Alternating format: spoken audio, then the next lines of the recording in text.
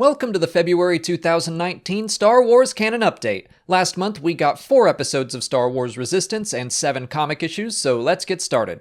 The First Order has finally taken control of the Colossus in Resistance, and all 4 episodes in February were pretty good. The First Order occupation showed the ignorance of some of the platform's citizens, many of whom are happy for the added security. But that starts to turn around in The New Trooper when Kaz goes undercover to do some of his best actual spying yet.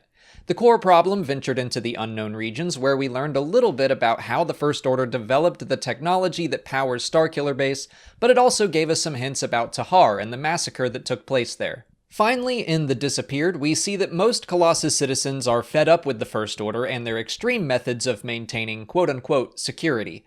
These last few episodes have continued to step up their game. The core problem took place the day before the start of The Force Awakens, so I think it's safe to say that every episode after is happening concurrently with The Force Awakens and The Last Jedi. I'm very much looking forward to March's episodes and the finale, which airs on March 17th. If you want to catch up on my reviews for every episode this season, I'll link to them in the cards. Moving on to comics, Star Wars 61 finished the Escape arc. Our heroes finally escaped Yubin with Clan Marcona and made their way back to the main rebellion.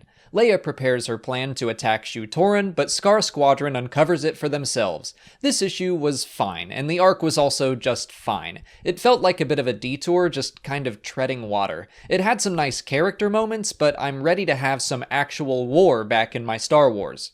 The Age of Republic series continues to be a delight. Anakin's issue wasn't my favorite of the bunch. It basically felt like a condensed episode of the Clone Wars with this little standalone mission, but it was fun seeing how the former slave dealt with seeing the Separatists using slaves as bait for an attack. The Count Dooku issue was better, maybe just because he's a character we don't know nearly as much about. Also, Luke Ross drew that one, and I love his art, but it gave us a peek into his life before he left the Jedi Order, which is always intriguing. Dr. Aphra 29 continued Aphra's adventures with 000 on Milvain while they're being hunted by its citizens, its law enforcement, and bounty hunters. I don't know why, but I've always loved stories about chases like this, where characters are trying to make it from point A to point B without being caught, so I've really been enjoying this arc. It doesn't affect the larger galaxy at all, it's a personal story, but man, it is fun. Not only that, but it continues to explore heavy themes like friendship and trust in the middle of this wild ride. This series is just further proof that Star Wars should be able to have the freedom to explore new characters and stories without being tied to everything else. Star Wars Adventures 18 was a fun little read. The first story was about Jar Jar and Padme on a treasure hunt for the Gungans that held some Indiana Jones references, so it gets bonus points from me. I literally didn't realize it was titled Raiders of the Lost Gundark until I wrote this script.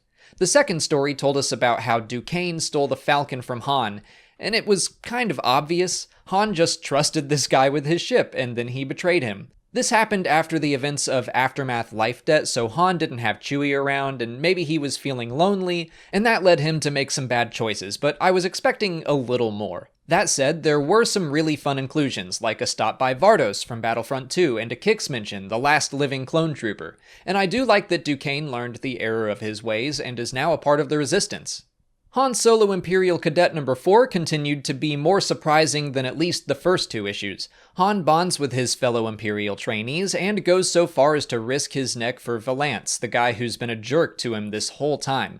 Coincidentally, Volant was a Legends character at first, but his story will be carried on in the special one-shot continuation of the old Marvel Comics storyline coming later this year. That might be why they brought the character back in Imperial Cadet, so new readers could get a chance to be at least a little familiar with him. The 5th issue of the Solo adaptation also came out, and the only real addition to the story it made was this frame of all the characters with their hair electrified. I'll admit that was cool to see, since it was at least created for the movie's concept art. It's a fun little beat. For Story of the Month, I think I'm going to go with Dr. Aphra this time around. This arc is just right up my alley. It's exciting and funny, and I think more people should give the comic a shot. But I'll admit it was a tight race with some of those Resistance episodes. March is going to be a big month, including the final 3 episodes of Season 1 of Star Wars Resistance. Again, the finale will air on March 17th. The Padme book, Queen's Shadow, comes out on March 5th.